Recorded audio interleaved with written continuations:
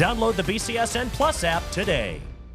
Ohio State 3 wins away from making program history as repeating as national champions. That next step to the journey comes New Year's Eve night.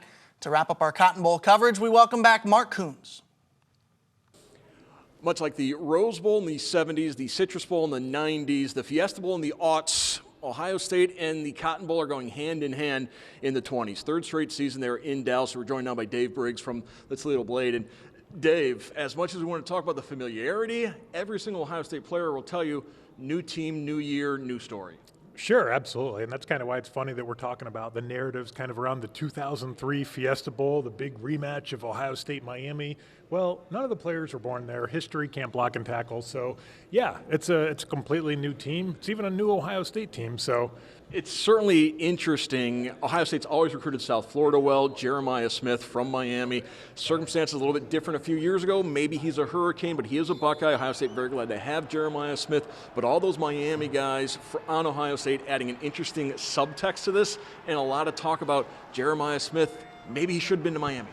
Yeah, absolutely. It's interesting. One of our colleagues asked Jeremiah Smith yesterday if Miami had kind of had the recent history of success that Ohio State has had, would he have gone to Miami? And he said, yeah, I probably would have, but Ohio State was the more proven product. They had kind of been the assembly line of receivers to the NFL. So, but yeah, it's fascinating. They did get a big-time recruit this year, freshman Malachi Toney, so that's a big deal. But it's kind of it's a chess piece, honestly, where if you put Jeremiah Smith on their team and Ohio State didn't have him, we might be picking Miami. I don't know. I mean, Ohio State still probably has more talent, but he's that big of a deal as we saw in the playoffs last year.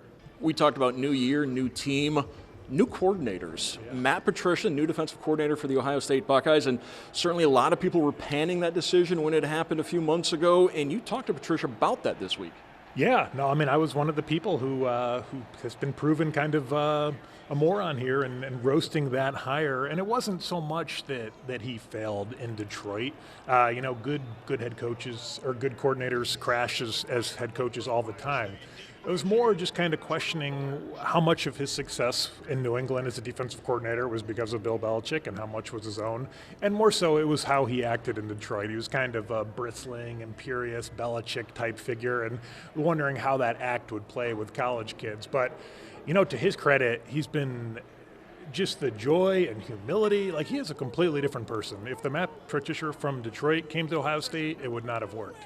We know there'll be a new offensive coordinator next season. We also know now it will not be the return of Chip Kelly, former Buckeye offensive coordinator, signing with Northwestern today. So he'll be the Wildcats offensive coordinator going forward. Of course, much more from Dave on the Toledo Blade and the Blade's website, and we'll have much more from the Cotton Bowl in the days ahead on BCSNNation.com. But for now, let's send it back to you.